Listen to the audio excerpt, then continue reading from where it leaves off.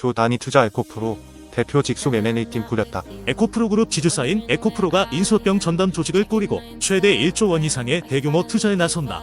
에코프로가 전기차 시장의 성장 둔화와 양극재, 수출 단가 하락 등으로 미래 성장 가능성과 수익성 전망에 적신호가 들어온 가운데 M&A를 통해 사업 역량을 강화하는 동시에 새 기회를 모색하려는 의도로 보인다. 24일 투자은행 업계에 따르면 에코프로는 최근 대표이사 직속으로 M&A 전담 조직인 M&A팀을 신설했다. 대표이사 직속인 M&A팀은 앞으로 에코프로 그룹 계열사의 수익 극대화와 신사업 추진을 도울 투자 대상 발굴에 집중하게 된다. 지주사인 에코프로의 M&A팀을 꾸린 만큼 에코프로 BM, 에코프로 머티리얼즈 등 주요 계열사들의 M&A 전략을 총괄하는 컨트롤 타워 역할도 맡게 될 것으로 보인다. 투자 업계에서는 에코프로가 최소 수천억 원에서 1조 원 이상의 빅딜에 나설 것으로 예상하고 있다. 특히 에코프로의 본업인 2차전지 재료 사업과 관련해 밸류체인 강화에 도움이 되는 기업 투자에 나설 가능성이 높다. 대형 리튬 광산을 보유한 기업 혹은 2차전지 관련 기술 기업이 주요 투자 대상이 될 것으로 보인다. 에코프로는 지난해 여러 계열사가 일제히 자금 조달에 나서면서 수조 원 규모의 자금도 확보했다.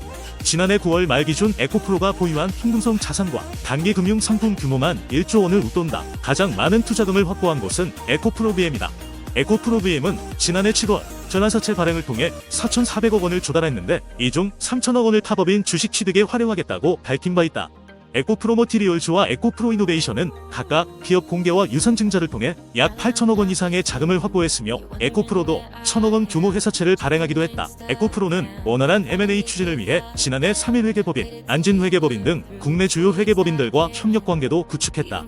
회계법인들은 에코프로가 관심을 가질 만한 국내외 기업 매물을 소개할 예정이다. IB업계의 한 관계자는 에코프로가 지난해부터 여러 회계법인과 미팅을 하며 M&A 추진 전략을 짜온 것으로 알고 있다며 아직 구체적인 인수 대상이 정해진 상태는 아니다라고 설명했다. 에코프로는 회사 성장 과정에서 IMM 인베스트먼트 프리미어 파트너스, SKS 프라이빗 에쿼티, 이은 프라이빗 에쿼티 등 국내 주요 사모펀드 운용사들로부터 투자를 유치해왔다.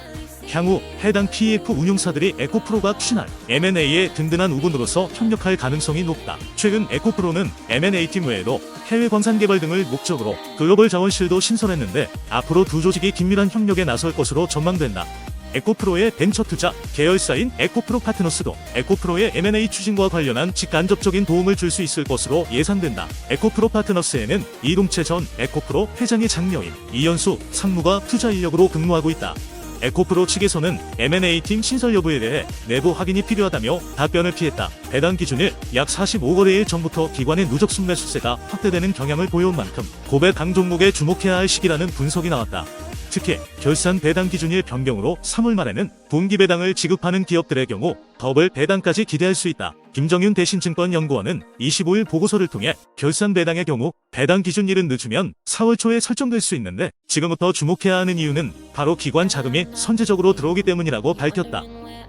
이어 즉 이번에는 4월 초까지 결산 배당 기준일이라면 지금부터 선제적으로 고배당 지수 및 종목에 매수해야 하는 시기라며 3월 말에는 분기 배당을 지급하는 기업들의 배당 기준일 예정돼 있어 더블 배당까지 염두에 둔다면 더더욱 주목해야 한다고 강조했다. 현재 결산 배당 기준일을 34월로 변경한다고 공시한 70개 기업의 예상 결산 배당 합계는 11조 2천억 원 수준으로 전체 결산 배당 금액의 40% 가까운 것으로 추정했다. 김 연구원은 1분기 배당의 경우 주요 금융지주사와 삼성전자, SK하이닉스 등을 포함하면 약 3조 8,700억 원으로 추정된다며 특히 신한지주, KB금융, 하나금융지주, 우리금융지주를 포함한 4대 금융지주사들은 결산 배당과 분기 배당까지 맞물리면서 더더욱 배당 투자 매력도가 확대되어 기관 투자자들의 자금 유입 확대가 예상된다고 밝혔다. 미국 증시, 특히 매그니피센트 7의 랠리가 이어지고 있는 가운데 한국 증시는 지지부진한 흐름을 이어가고 있다.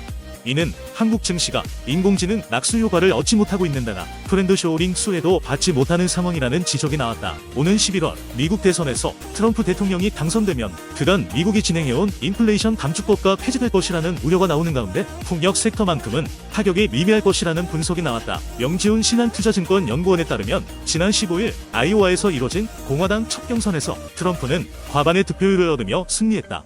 이에 따라 CS 윈드, CS 베어링 등 국내 풍력 관련 주가는 각각 9.3%, 5% 하락했다. 트럼프가 당선되면 이라를 폐지할 것이라는 우려 때문이다. 하지만 트럼프 당선에도 풍력 섹터는 타격이 미미할 것이라는 것이 영 연구원의 전망이다. 트럼프가 이라를 폐지하기 어려운 상황이기 때문이다. 명 연구원은 이라의 핵심은 미국 안에서 생산하라는 것이고 풍력업체들은 미국 내 공장을 확보했다며 CS 윈드는 콜로라도의 타워 공장을 인수해 생산량 2배 이상으로 증설을 진행하고 있고 베스타스 또한 콜로라도의 공장 설비에 10억 달러를 투자했다고 강조했다. 이라를 폐지하는 절차도 까다롭다는 설명이다. 이라 폐지안이 상원, 하원을 모두 통과하고 나서 대통령 손에 들어오기 때문이다. 공화당이 상원, 하원 모두를 장악해야 트럼프 대통령의 뜻대로 할 수 있는 셈이다. 2000년대 이래로 미국에서 대통령, 상원, 하원 모두 한 개의 당이 장악을 달성한 기간은 절반 정도다.